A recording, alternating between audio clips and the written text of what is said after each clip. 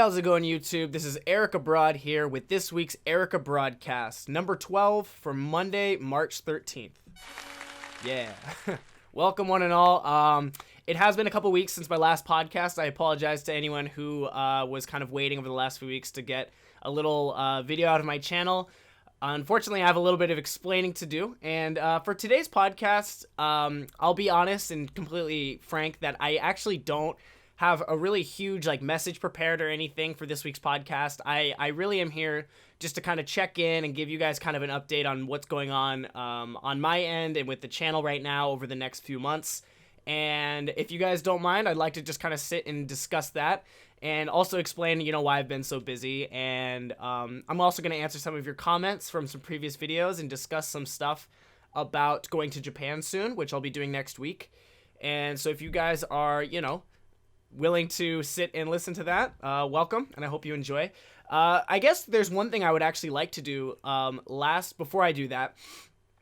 The last podcast I did, or a couple podcasts ago, I had made an attempt. I was speaking in Japanese a little bit, and I was trying to address some of the Japanese viewers, saying, thank you for listening. I hope that this, even though I'm speaking in English, that it's beneficial toward your English studies.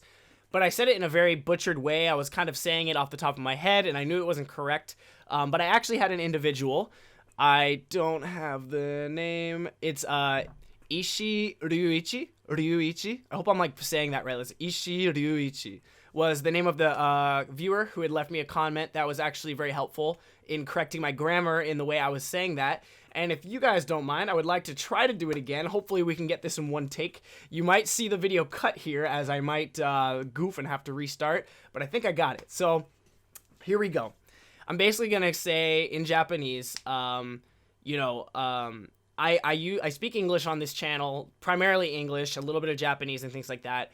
But I hope that for anyone here who is Japanese and maybe learning English, or anyone else who's learning English, I hope that this podcast can be beneficial toward your listening skills. And I'm going to try to say that right now. So, 僕はね、このポッドキャストでは英語を使って話していきたいと思いますが、もし英語を勉強している日本人の皆さんにもきっと英語の勉強に役立つと思うので、見ていただけるとありがたいです。よろしくお願いします。But yeah, basically I just, I'm just trying to, I was trying to learn a better way in order to say that to my viewers, because apparently that's a really good phrase for anyone who's learning Japanese. There's different ways to say receiving things. You can say, してくれる, してもらう, いただける. So in that one, I just use いただける, which I believe is it's like the most polite one. So it's like, if you allow, or if I'm able to have you listen to my channel, or listen to my video, watch my video, I would be, grateful for that. So, thank you again for the comment and correcting my Japanese. Again, with this channel, I know I'm getting sidetracked here. We're going to discuss the things that I wanted to mention before on why I'm busy and things like that. But this channel is, I think, what's so cool about having a channel like this where I'm starting, from a few years ago where I'm starting my Japanese up until now, I think it's great to go through the videos sometimes and you can see, the progress that I'm making in my Japanese. And believe me, I still have a long way to go. My kanji writing is really bad.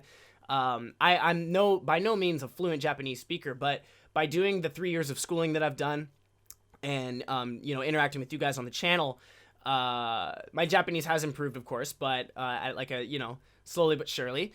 And where was I going with this thought? I think it's... Jesus Christ.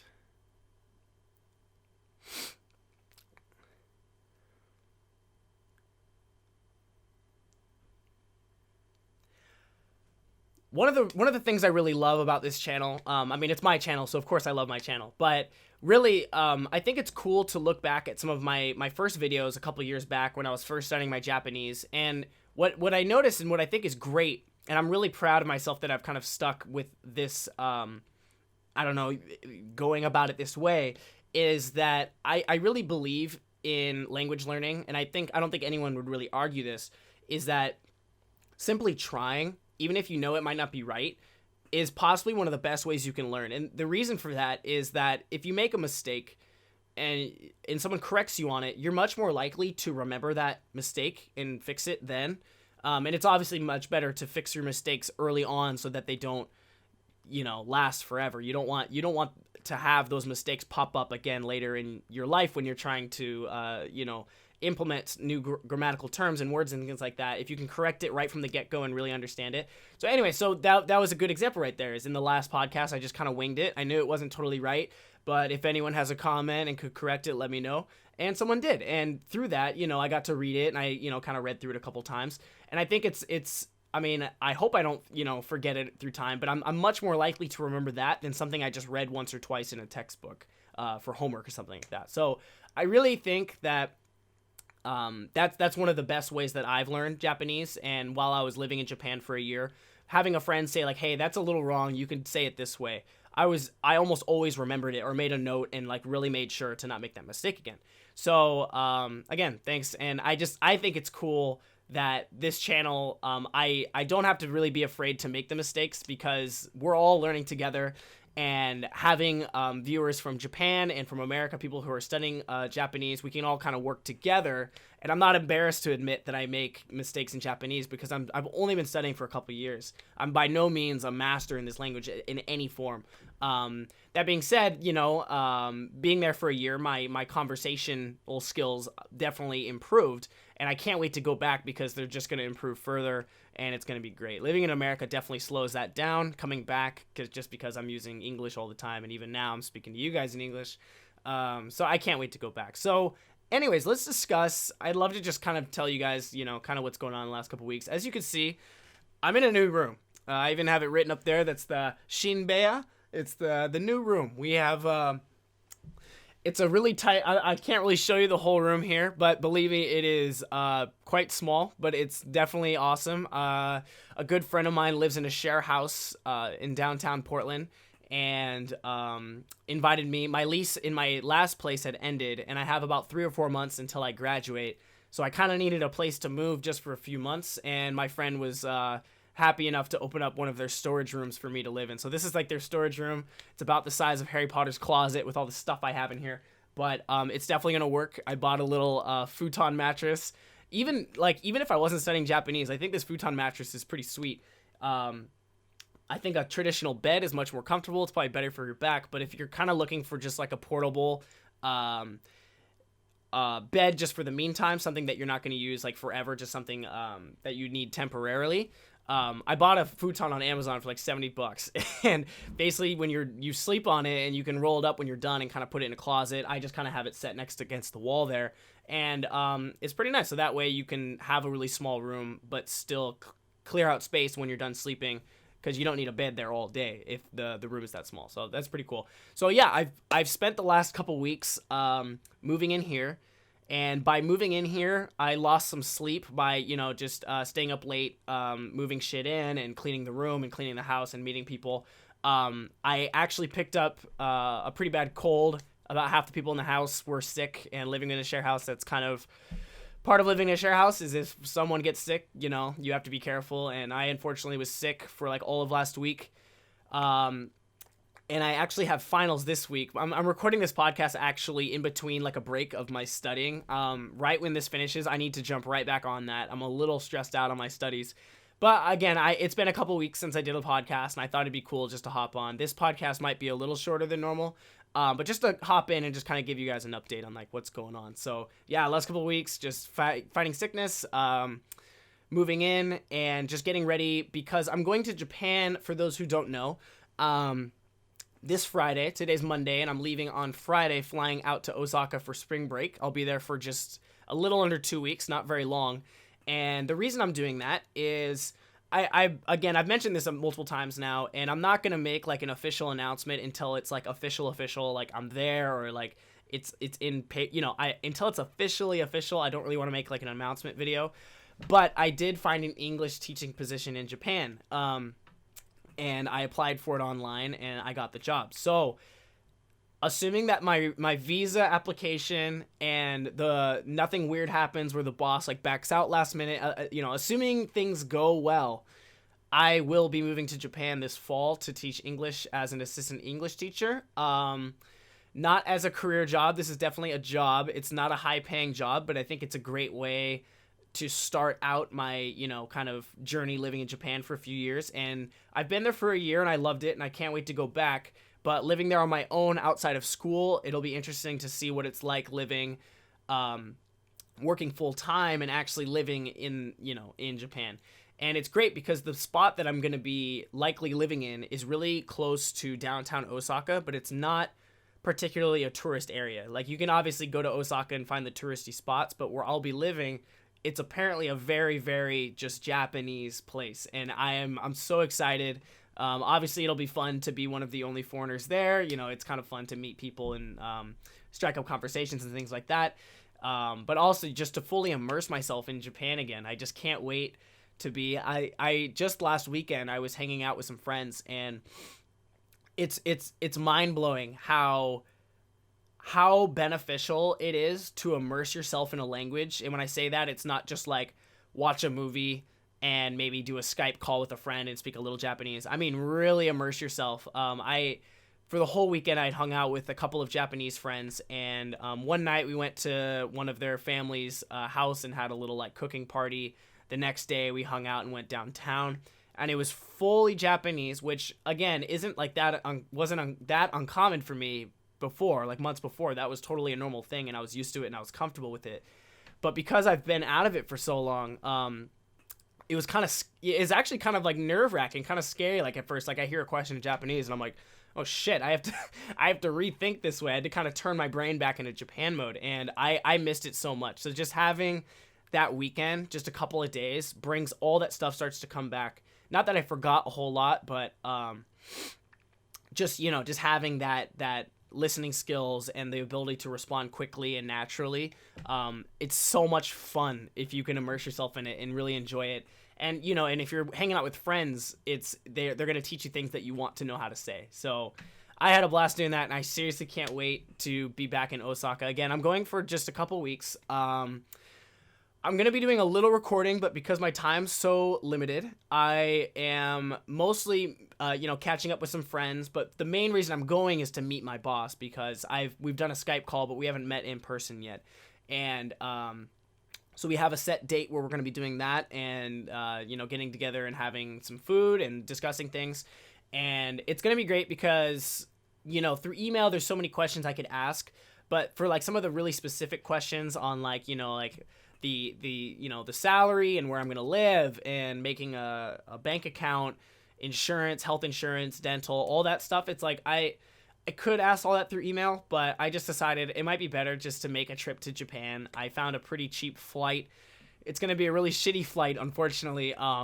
It's going to be almost 20 hours of like not flying, but the whole, like from leaving Portland to landing in Japan, it's going to be about 20 hours. It's going to really suck. I fly from Portland to Vancouver, from Vancouver to China, and from China to Osaka. Luckily, the layovers are only like a couple hours, but from Vancouver to China is 12 hours straight of a flight. And the first time I flew to Japan, it was a 9-hour flight direct from Seattle. I drove up to Seattle and flew straight from there, like right into Japan.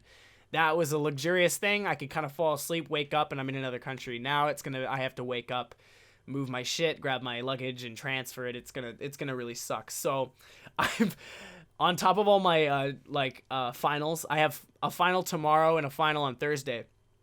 I'm actually looking to try to find like a massage parlor on Thursday so that I can get like a full body or at least a back massage prior to my flight. So I wonder, like, if anyone knows, like, is that worse? Is it worse to get a massage and then like put yourself in a really bad position? Like, would that make it worse? Actually, I feel like it can't make it worse because my lower back kind of hurts and like from time to time, and sitting on a plane for over like 15 hours is not going to help that. So I'm going to try to work in like a massage, which I think is hilarious. I'll let you guys know how that goes. But yeah, I'm going to be doing a little bit of filming. That video, the videos I have intended to make.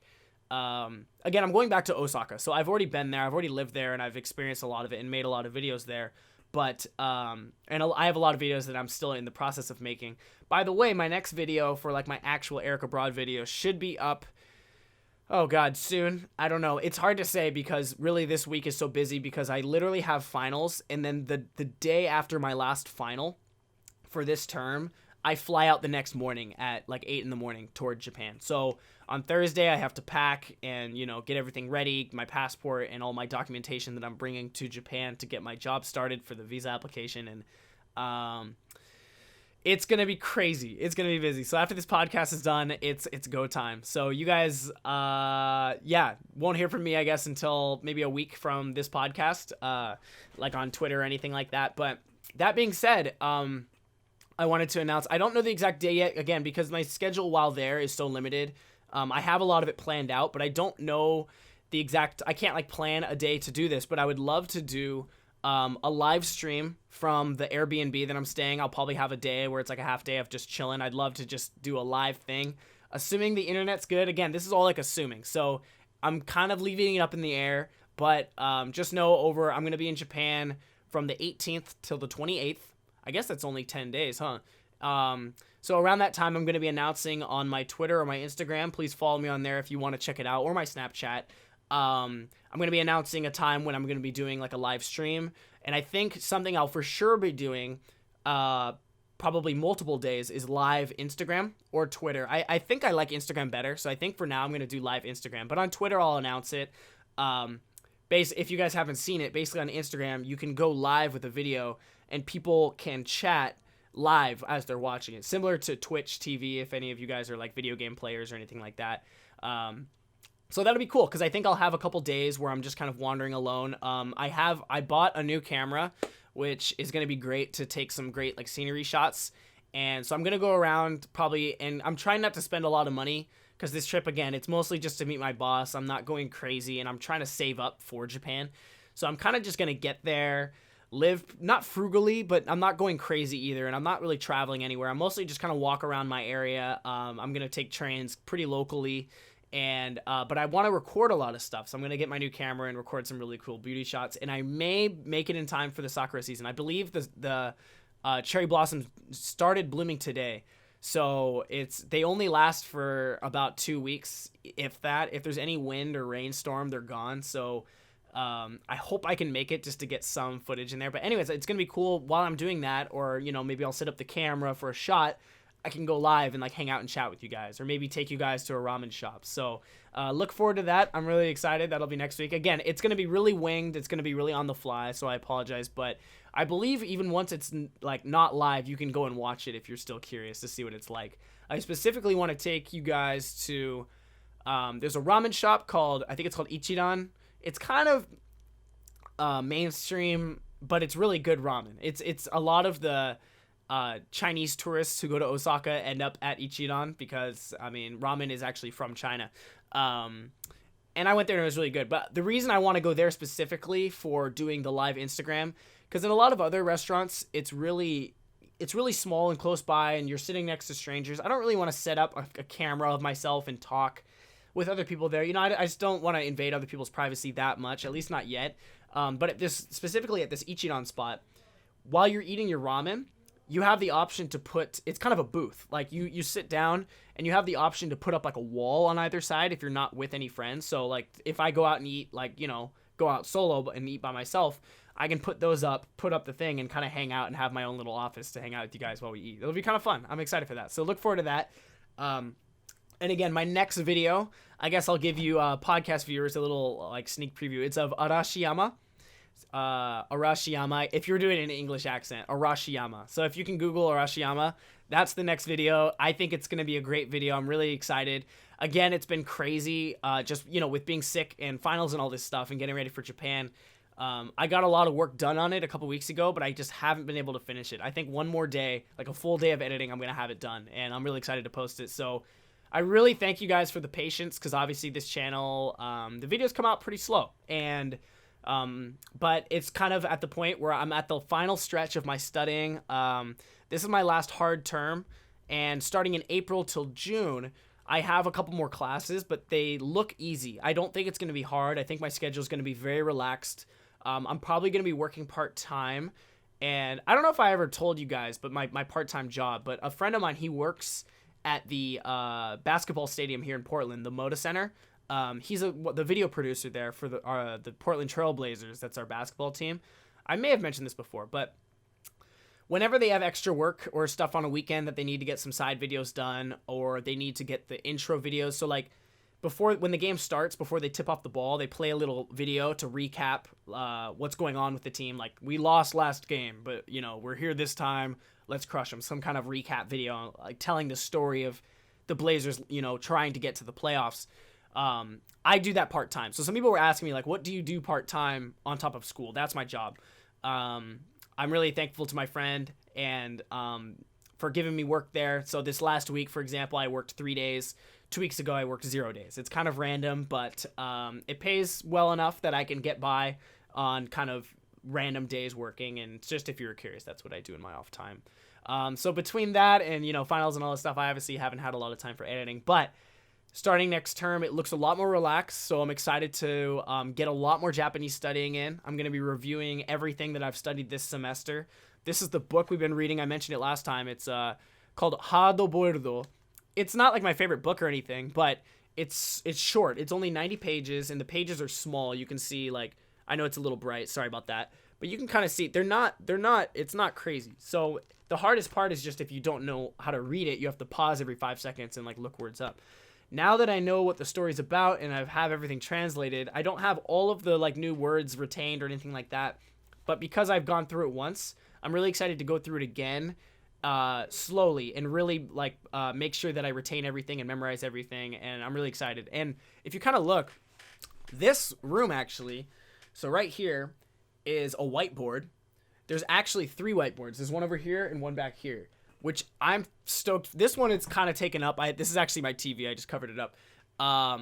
It's kind of, this one I probably won't use so much, but the 2 over here, I have a really huge studying desk that's taking up most of my room. That's kind of why the room, it ended up being so small, is in the storage, they had this huge study desk. I guess I could kind of pan over. It's really, really messy. I apologize.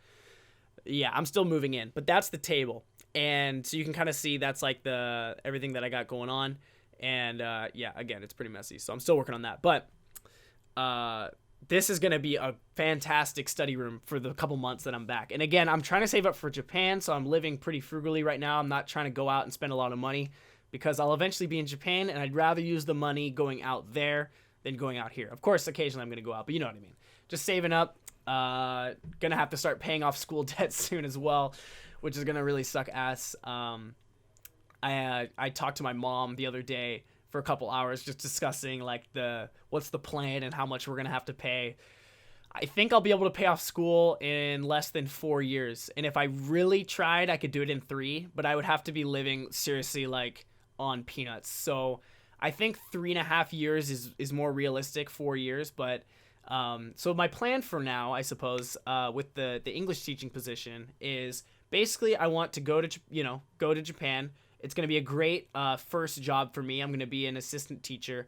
Again, this is all assuming that it all goes through. In a few months, if I don't get the job, I'm going to have to explain myself on why I didn't get the job. Assuming everything goes well and I get the job, I'll be an English assistant teacher at an English school. And one of my good friends works there. So him and I already have, like a good friendship. So that'll be great to work together, I imagine. I don't have to meet too many new people. And I believe it'll be me, him, and one other teacher. And then it's a private school for students, so it's like a small amount of young students that are learning English. I believe it's like what you would call juku, but it's not juku. Juku is like a cram school, but it's basically cram school, I believe, and like where they go there after school basically to learn English. So we'd work in the afternoons and things like that. Again, I'm going there on Friday to kind of really ask all these questions and get it out because I've gotten the job, but to ask all the specifics, it'll be good to talk in person and get that out of the way. So more info on that soon, as much as I have it, or, once I have it, because I don't have it right now. And it'll be cool to explain to you guys kind of my process applying for the visa and stuff as well. I guess I could show you this. Hold on one second. Sorry, I'll throw on the Jeopardy. I'm going to go grab the paperwork. One second.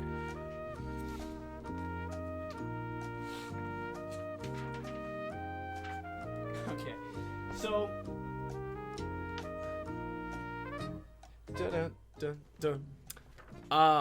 this is what's called the certificate of eligibility. I know you can't. There you go. You can kind of see it. Application for certificate of eligibility. It's probably kind of what it sounds like. You're basically just applying to be eligible to work in Japan. So the way this works is I fill out this application. I'm going to bring it to Japan when I go. I'm going to give it to the boss, and he's going to have it. And when I graduate, he can turn this in to basically apply for me to, have eligibility to work in Japan. And after, I think it's like, it can take up to like a month, a couple months. But once I have that, I'm able to apply for the actual visa. Once I'm eligible to work, I can apply for a visa, which I hear is a pretty fast process. The only hard thing is you need to have a company that's willing to sponsor you. So for my case, the job that hired me is technically going to be sponsoring me and telling the Japanese government, yes, we'd like to hire this individual on our behalf. We're going to be bringing him into the country. And I believe my work, it's either going to be 1 year or 3 years. Again, these are all the questions I'm going to be asking in a week. And I apologize that I don't have the info now, but I will let you know as I figure it out as well. But my work visa it'll either be 1 year or 3 years, I believe. It's somewhere around that range. And once I have that, I'm clear to go to Japan. I'm clear to go there, work, and make money legally, work full time. So that's kind of the process we're getting started right now. And when I graduate in June, we're going to try our best and see if we can get a visa and get to Japan. So really excited to go next week and clarify all these things and really meet everyone, see the school. I'm actually going to get to sit in on one of the classes and meet all of the students. So I got to make sure I have some nice dress clothes and look good. I got to show up on time. You guys probably know this if you guys are studying Japanese or interested in Japanese culture, but Japanese culture is really, really strict on being to work on time. If you show up even on time, it's not good. Like my only experience with actually being forced to be on time for work or something like that was I used to work at a store called Kinokuniya, which is actually located here in Portland, but it's a Japanese bookstore, and my bosses are both Japanese. And there I got to experience what their expectations. Again, they weren't as strict here as they'd be in Japan, but they were still trying to implement the strictness of being prompt, I suppose you could say, in Japan. Basically, my appointment to meet my boss is at 4 p.m., and I'm showing up well before 3:30. Well before, to make sure in case there's any issues with the train or anything like that. But always show up early in Japan. If there's a set time for something, that doesn't mean you're going to show up at that time or 15 minutes after that. It means you're going to be there at least 20 minutes early. So I got to get used to doing that. I'm not against doing it, but it's something I've gotten used to in America where I always show up last minute. I always try to be as efficient as possible. Like if I leave right now, I'll show up right when X starts, my class starts, so I don't have to waste time or I have to sit for 10 minutes. With work, yes, I got to be there early every day. So I'm going to be getting used to that. That'll be interesting. But yeah, so that's basically the process I'm going through right now. Fill this out, show them documentation proving that I am going to be graduating in June. And then once I do graduate, applying for the visa. So I'll keep you guys tuned as that goes on over the next few months. And hopefully I'll be in Japan sooner than later. I was actually not assuming I was planning on not being in Japan until around August because I wasn't intending on applying for the visa until literally the day after I graduated.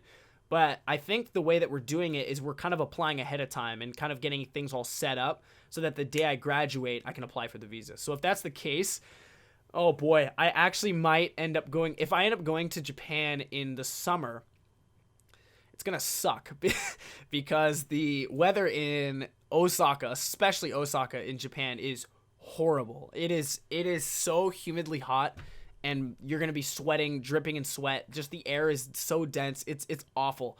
But if that's what it takes to be my first couple months in Japan, it'll be a great test of my motivation, my endurance, how much I really want it, because it's going to suck ass. Once the fall hits, Japan is perfect. Fall and spring are so incredible, but the summers and winters are pretty bad. The winters are really, really cold. It's one of the downsides of Japan, I think. So I guess I'll make a video in the future about like things I hate about Japan. It's the summer for sure. Winter I can handle. Like cold weather is, I don't know. I've handled cold weather my whole life, but it does get really cold. But the summers are seriously something I don't think I'll ever get used to. Even Japanese, they hate it. So I'm actually almost a little bit bummed out that I might be going sooner than later. But hey, I'm not going to complain about that. That's a good thing. But that's what's going on in my life right now, guys. I just wanted to kind of update you guys on that. And again, I apologize. The last couple weeks, people were asking like, "Hey, where's the podcast?" And it's just, hey, the day I was gonna do it, I woke up and I was like, really, really sick, and I'm like, it's not gonna happen. I'd rather just not do it if it's gonna be, miserable for me. This is kind of a side fun thing for me, and I want to interact with you guys and be somewhat healthy. Even right now, I'm really jazzed up on coffee. You could probably tell I'm talking really fast, like I always do. But yeah, I'm gonna be getting back to some studying. Let's answer a few questions, I suppose, from you guys' comments. I'm gonna pull that up here over the last couple weeks, and yeah, here we go. So first comment from Patricia Santos says, "How do you open a bank account in Japan?" Oh, that's actually relevant. So I don't know how, because I've never done it. So I'll let you know, because that's actually one of the questions I intend on asking my boss next week. I believe we're meeting on like next Tuesday. I got to double, because there's a time difference in Japan, so they're a day ahead. So yeah, I think we're meeting on Tuesday though. I got to double check, but I'm going to be asking, how do I open a bank account? Because I'm going to have to transfer, my bank that I have in America, or I don't know if I'm going to cancel it, but I may just have to just leave it idle and just switch completely to a Japanese one if I'm going to want to get paychecks and things like that. Especially if I want to withdraw money, I don't want to have any international fees or anything like that. So I'm going to be asking my boss that question, and I'll let you guys know. Next question from Figs with a Z. I can't tell, are you Chris Broad's little brother? Oh boy. Or just took the name because this channel is good. You have audio podcasts on iTunes? Okay, I'll answer. There's like 3 things. Yes, I have my podcast on iTunes. It's also on Google Play Music and SoundCloud if you want to check those out. You look like Chris Broad's little brother. Okay. No, I'm not. I hope that's obvious. He's British. I'm not. And he says, "Did you just take his name?" No. I mean, abroad isn't a... Is that a patented word? I don't know. When I made my channel, I had no intention. Yes, I actually knew of his channel. No, I mean, I'm sure people are going to say that in the future as well. Like, oh, like you're just, you took the name from like abroad in Japan, but abroad is a pretty, abroad is a pretty broad word. Wait, where's my, no, there it is. I butchered it. Abroad is a pretty broad word. Hey, yeah, no, I definitely did not take from him, but I saw that comment and I just thought it was hilarious, so I pulled it up. But next one is from Open Sesame. Okay, so this was from the podcast before. I was talking about gaijin hunters. Gaijin means foreigner, and the term gaijin hunter is basically, there is a stereotype of if you go to Japan as a foreigner that there are a particular type of either guys or girls, depending, on your sexuality or whatever, that are attracted to foreigners specifically, and they call them gaijin hunters or foreign hunters. And this person, they must be Japanese, this person, because he says, "I've never heard of gaijin hunter, but I've heard of gaisen." And I didn't know what gaisen was. I actually had to look it up. And what it means is gaikokujin senmon, which is like, or more specifically, hakujin senmon or kokujin senmon, which, this is what it means. This is his comment, not my words. It's specializing in white people or black people is the 2 things he said there. Or gaikokujin, which is just foreigners in general. Apparently senmon, I tried to like look it up and figure out what it meant, but it's basically like specialty or to specialize in something. So it's like to specialize or to focus on specifically one group of people, hence the name gaimon or gaisen. It's gaisen. And if you're going to be doing, I think if it was like, would it be hakusen? Or to be Shido-san. I think it'd be Haku. So I'm reading the kanji for white, because Hakujin means white person, and then Hakusen, I think that's how I'm reading. I hope I'm reading it right. Please correct me if I'm wrong. But I thought that was really actually an interesting comment, because they said that there's a lot of that's a phrase you can use in Japan. People will understand it, and I had never heard that before. So gaisen. So I'm gonna, from now on, if I ever have a conversation where we're talking about foreign hunters or going through experiences like that. And on the bottom here, they say that there's also Ajiya Hito Senmon, or the slang version would be Ajisen, which is I guess what you could call like an Asian hunter, someone who's like really into Asians. So I may hear that phrase being called at me in the future too, because I think Japanese girls are really cute. So That's hilarious. I thought that was but that was actually an insightful comment, so I appreciate it. Thank you for throwing that in there. I'm gonna try using that in the future with a friend and see how they react. And let's do one more question, I think, for this week. Mr. Tran. Sorry, I still have a little cold. I'm kind of got the sniffles here. How do you have so many things to talk about? I'm not Japanese, but as an English learner, I'm really curious about the way you gather your thoughts. Every time I talk, I run out of things to talk about really quickly. Can you share any tips on how to expand conversations with English speakers? I mean, I'll be honest, I don't really have any tips. I apologize. I just naturally am kind of like this. Like, I just talk and talk and talk. Even just the other night, it was hilarious. Even as I'm like talking right now, I'm probably kind of shouting at you guys, and you guys are probably all turning down your iPods or your laptops, because when I talk about stuff, I just get louder and louder and louder and louder and louder. And it's something I've kind of dealt with my whole life. Even as a kid, I'd have my parents yell at me and just tell me to like quiet down.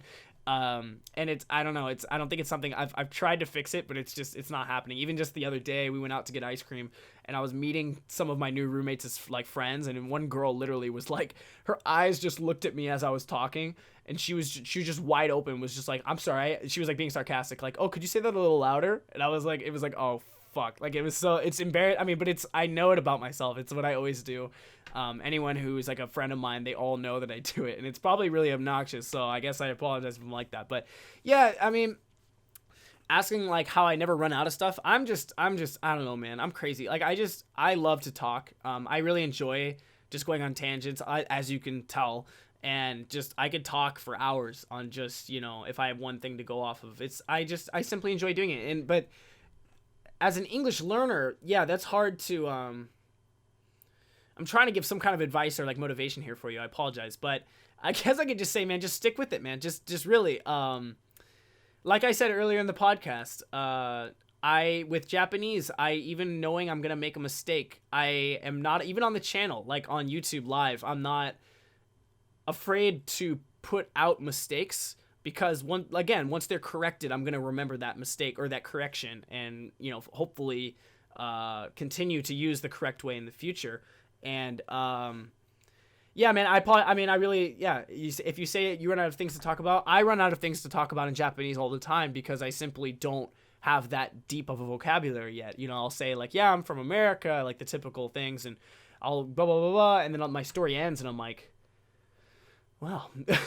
But that being said, in Japanese, and you could probably do this in English too, Japanese seem to be very descriptive speakers, in that they love to describe things around them. Like if something's really beautiful, they say like kirei, like they'll shout it. They'll just be like, oh, beautiful, oh, it's so funny, oh, it's so bright. They'll describe everything, which I mean, in English we do it too, but not really. Not to the extent that Japanese do. So I think for me, it's like when I don't have anything to say, I'll just start describing stuff like, oh, like it's cold today, or I'll say something like that. I don't know, just to try to spark something. But I struggle with it too, man. Learning Japanese, and just as a foreign language learner, I too run out of things to talk about. So I wish you good luck. Just stick with it, and maybe this is something I do sometimes actually in Japanese. Is if I know I'm like not having a lot of things to talk about, think of something you want to talk about, like seriously, a couple days ahead. So maybe like I'm trying to think of like an example of what I've done. I mean, it's nothing like really specific, but like I'll just try to conjure up something here. So like, okay, say for example, I want to talk to my friend, because I'm going to Japan soon to talk to my boss. I want to ask my friend specifically, hey, I'm going to be meeting my boss. Is there any advice or any recommended like words or phrases that I should know? Could you tell me those? Or like, but I would come up with some expressions. Like, for example, like, how do I tell my boss, like, thank you so much for meeting me. I hope that this meeting goes really well, and I look forward to, getting to know you guys better. But like, and then take that, and I guess in your case, you'd translate it into English from whatever your native language is. So I would go from English to Japanese and practice it a bit, and then go to my friend and try that. And I'll probably make a mistake. As much as I could prepare as much as my own, there's probably a better way to say it. And I'll ask my friend, like, hey, how do I say this? And then I can ask my friend that, have him correct it, and then he can teach me stuff. Things like that. I know that's a really broad example, but I think prepping questions ahead of time, or prepping like kind of shotgun answers to things. Like if you know, like, oh, someone's definitely going to ask me, why am I interested in Japan? Like, why did I come here? Have answers for that, so you can just whoop and pull it out and just I mean, I wouldn't call it, it's not cheating. That's part of learning the language, is learning how to say these things. But it's great to have something ready so that you're not sitting there like, and daydreaming and having to like put words and sentences together in your head on the fly, because you're going to learn a lot slower that way. If you have something ready, you can reply quicker. You understand what I'm trying to say here. But yeah, that's what I would suggest. I would maybe, have like kind of a script of a conversation of a topic you'd like to discuss. Like, say you want to talk about going to Japan. Like, I really want to move to Japan. What questions would that speaker ask you back? How would they reply? Like, well, why do you want to go to Japan? You can explain that. How did you get into that thing? Oh, you can explain that. Is there any other country you want to go to? Like, have those questions, like, thought of. Like, okay, he's probably going to ask this. She's probably going to ask this, and have an answer for it. Because I even for one of my finals right now, on Thursday, I have to give a panel discussion for like 3 minutes discussing whether or not the book we read would be a big hit in America or not. It's a very Japanese story, and I'm arguing that it wouldn't. I don't think it, at least not as, it's a ghost story, but it's more of like a love story. So I don't think as like if it was sold as a love story here, maybe. But I feel like a lot of ghost stories in America are very, there's a big twist, or The Sixth Sense. I don't know, there's a big twist, or there's some crazy plot, something crazy, or, mostly a twist, I guess, but really having some kind of explanation at the end to be like, oh, so that's what that everything was. And then in Japanese stories, they don't necessarily have to explain everything. Sometimes a lot of just weird stuff will happen, and then the story ends, and you're like, what? And to me, it's very Japanese, but I like it sometimes because it's, especially with horror stories, because not having everything explained. For example, there's a story... Oh, what's the author? I think it's Chihiro. Oh man, I don't know. I apologize. I don't know. He's a really, really famous horror story writer. I'm actually gonna Google it right now. I'm gonna give you guys the Jeopardy theme. 1 sec. What is it?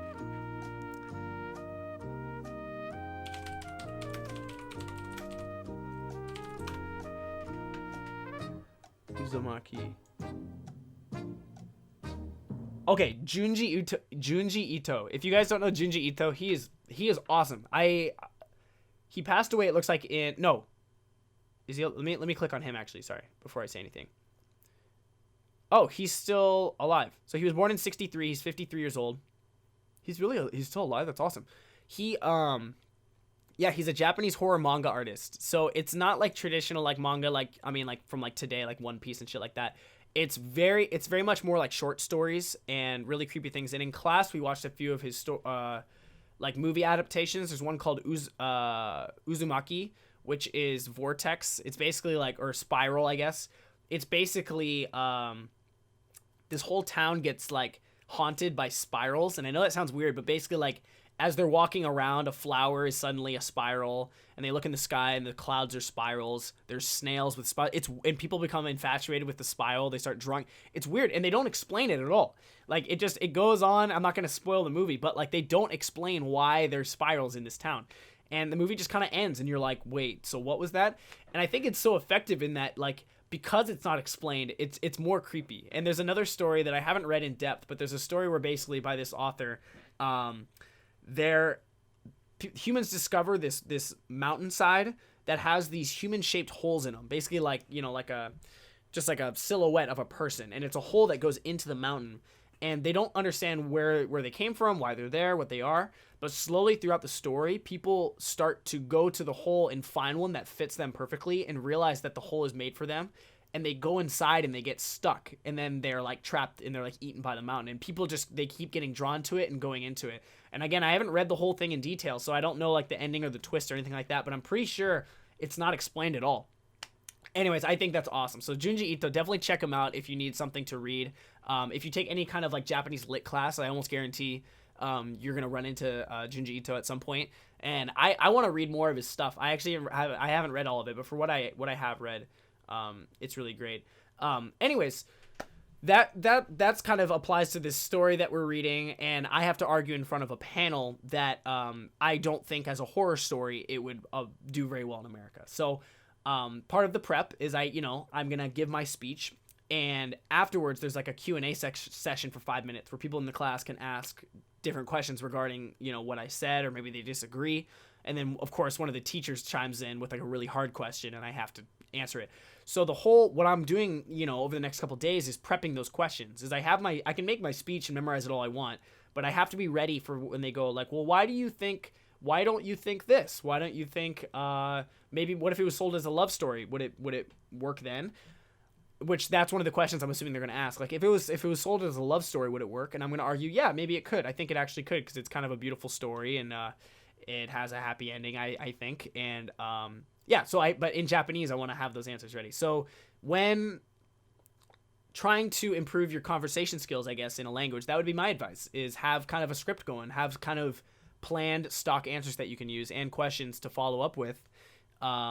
Again, you can look at it as cheating, but it's not. You're learning a language. You should, do as much prep as you possibly can. Always reciting stuff in your head, or while you're in the shower, just like have a conversation with yourself. Sometimes I'll just say, like, I'll just pretend like I'm talking to someone, like, hey, nice to meet you. Yeah, I'm from America, and I'll be here a couple weeks. Like, how's it going? I'll just do that. I think it's great to, or even I've mentioned it before, but self-narrating what you're doing.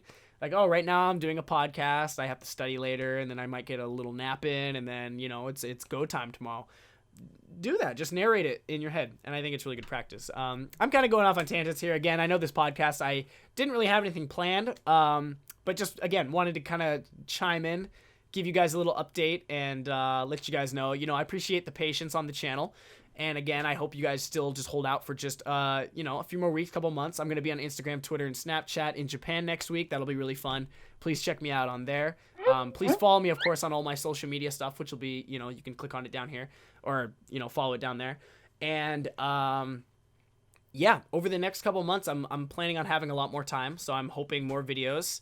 And then once I'm in Japan, once I get all settled in, the first couple weeks might be kind of crazy. Of course, I'll do podcasts of those times, but once after I'm assuming after the first couple weeks, all the busyness and getting ready and moving in and buying furniture and all that stuff, once that kind of settles down, I can't wait to spend some weekends off doing nothing. Of course, I'm going to be exploring Japan, but now that I'm living there, I don't have to go out every day. I'm going to have like a lazy Sunday where I can hang out with you guys, do a podcast, live podcast, or edit more videos, or of course go shoot more videos. I purchased a new camera. It's actually a camera I owned with a friend, but I bought out his share, so it's now mine officially. Got a new tripod. Anyways, I just got some gear going, and I'm really excited for the next few months. So again, thank you guys for supporting the channel so much and being so optimistic, or so positive, and giving feedback, constructive, negative criticism as well. I appreciate any criticism I can get, and I look forward to the next few months as we get rolling here, and hopefully lead toward the start of a life in Japan. And I hope this will be it'll be an interesting journey for me to document it as I go here, and kind of have just like, you can kind of see my progress as I go through this. And for anyone else who's interested in maybe pursuing a similar path, or just simply wants to, follow along for the ride, I hope you enjoy. And of course, for the Japanese people listening as well, thank you very much for listening. I hope that this helped. I actually had one individual he sent me a message on Snapchat saying, hey, I recently had a test to get into Waseda University, which is a really prestigious school in Tokyo. And these are his words. He said that he was listening to my podcast every morning, leading up to his English test. And he said that he answered a lot of the questions correctly because he learned a lot from my speaking. So first of all, congrats for getting into Waseda. I doubt I had much to do with that. That was probably all on you. But if it helped in any way, that's awesome. And if these podcasts are helping you in any way with your English learning, or anything, even with some of the Japanese stuff we go over, please let me know, because I love to hear it. And especially as I'm going to be becoming an assistant English teacher soon. Wow, I'm getting really tired here. I need to wrap this up. As I'm becoming an assistant English teacher, hopefully soon, I am going to have to kind of learn what it's like to teach, and feedback is great. So I really appreciate it. And I just hope you guys know that I am not intending on slowing down this channel at all. I just simply am waiting for the right opportunity to pick it back up and go crazy with it, and post videos all the time, and really provide a lot of quality content. So thank you guys for hanging in there. And I'm super stoked for it. So thank you guys for listening. Thank you guys for watching. I'm going to wrap the podcast up here for now, get back to some studying, And again, I guess I'll see you guys in about a week or so. Please check me out on all of my social media stuff so that you can follow me when I go live on Instagram, when I'm posting pictures, doing Snapchats, and I'm going to take you guys to go get some food. It's going to be a lot of fun. And hopefully we can squeeze in a live podcast. I think we can. I think we can definitely do that. So I'm going to try to. We'll see. We'll see how it goes. But thank you guys for listening. I'll see you guys next time. Have a great week. And yeah, good luck with your finals too, because I'm stressing out. Have a good night, everyone. And I'll see you guys next time. Ja, mata.